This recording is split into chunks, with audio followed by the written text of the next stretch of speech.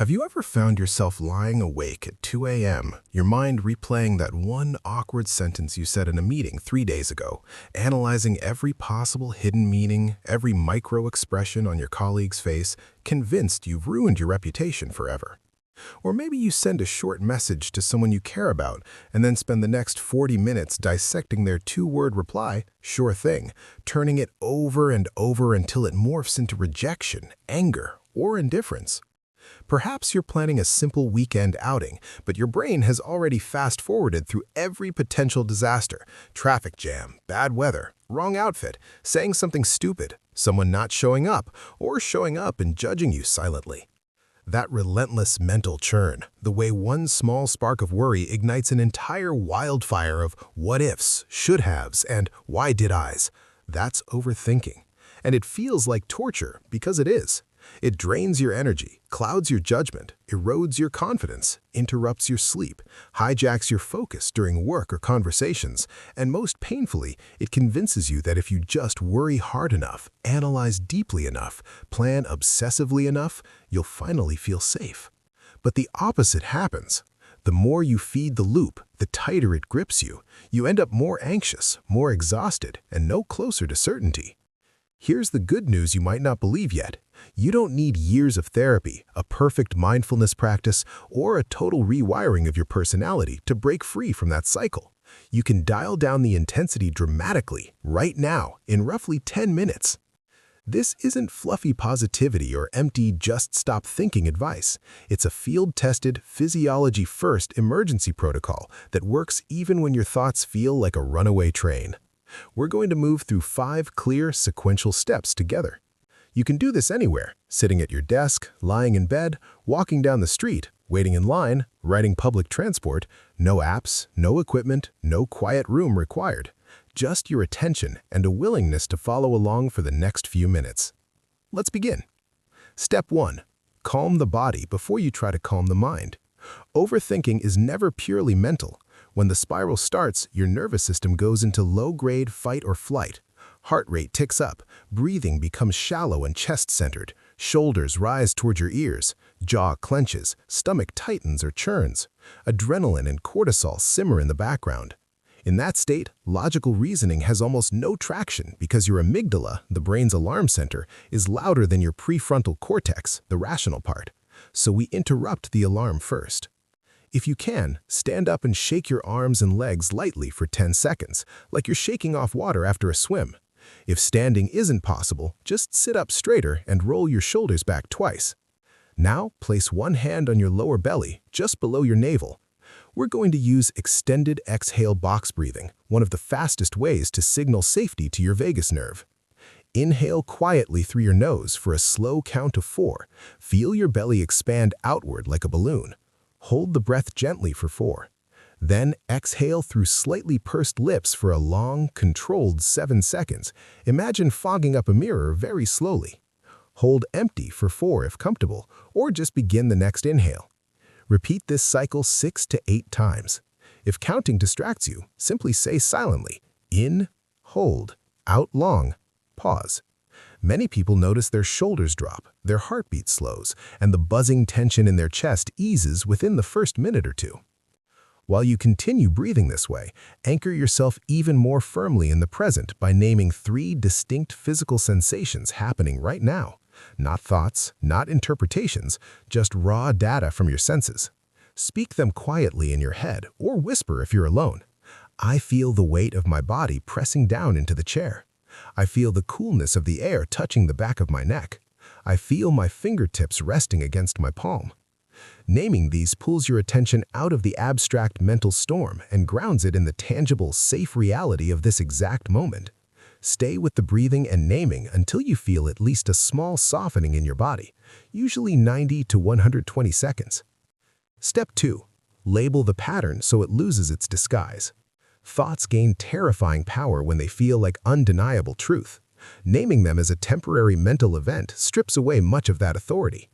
Right now, identify which style of overthinking is dominating. I'm catastrophizing, turning a neutral or mildly negative situation into the absolute worst possible outcome and treating it as inevitable.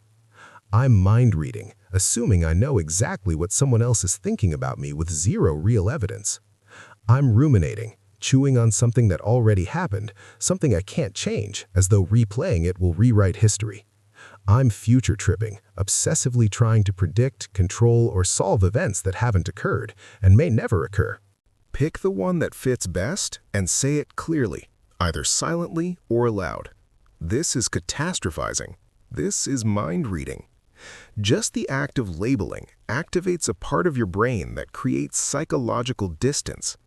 Studies on cognitive diffusion show this simple naming can reduce the emotional charge of a thought by 30 to 50% almost instantly.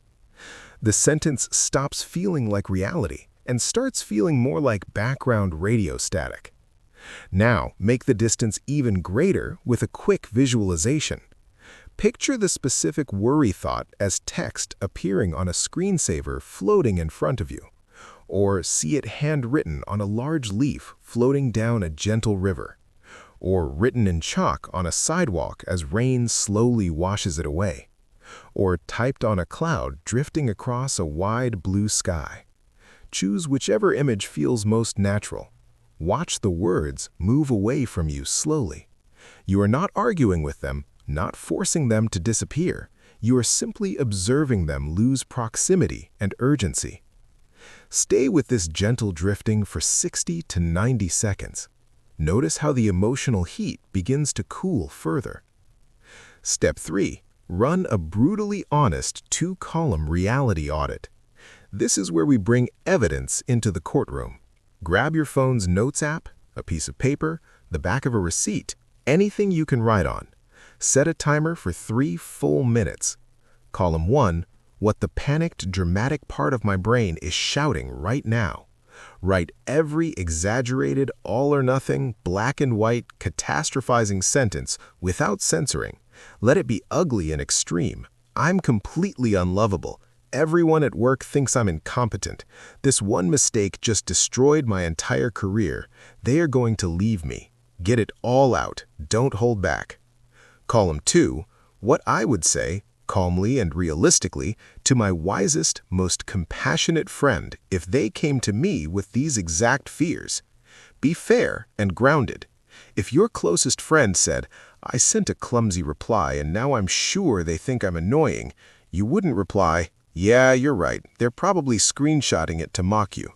You'd likely say something closer to, "One awkward message doesn't erase everything they already know about you.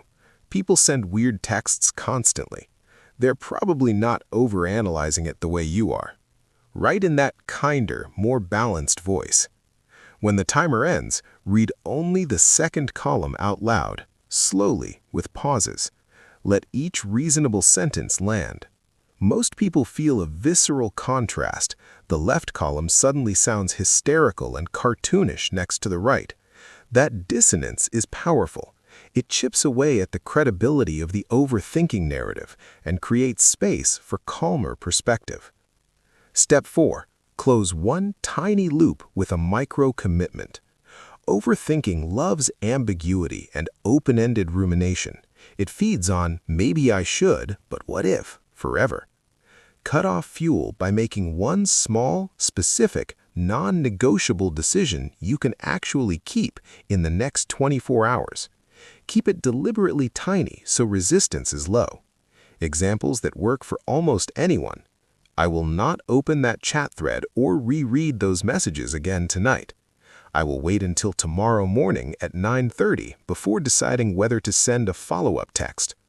I will work on this project for exactly 15 minutes instead of endlessly planning how to make it perfect. I will not seek reassurance from anyone about this situation for the rest of the day. I will put my phone on Do Not Disturb for the next hour and place it face down. Say your chosen commitment out loud, clearly, then write it down with the current time and date next to it. I commit to not rereading the messages tonight, 8:47 a.m. This single act of decisive action tells your nervous system something is handled, we're not completely powerless. That small sense of agency usually quiets the mental noise another 20 to 40%. Step 5. Deliberately redirect attention toward existing goodness. Your mind is like a flashlight.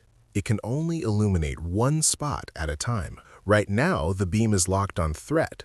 We're going to move it, gently but firmly, toward evidence of safety and sufficiency that already exists. Look around the room or close your eyes and name 3 very specific, recent sensory-based things you're sincerely glad about. Avoid generic statements. Make them vivid and personal. I'm glad the warm coffee this morning tasted exactly the way I like it and woke me up gently. I'm glad I heard birds singing outside earlier.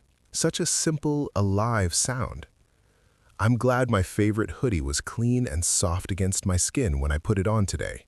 I'm glad I have a roof that kept the rain off me last night while so many people don't. Say each one slowly. After each, pause for 5 full seconds and actually let the small wave of gratitude or relief move through your chest. This isn't toxic positivity, it's balance. You're reminding your brain that goodness and difficulty coexist in the same reality. 3 concrete gratitudes usually lift mood and lower cortisol noticeably. Finish by returning to one last extended exhale breath. In for 4, hold for 4, out for 7. Now pause and check in honestly.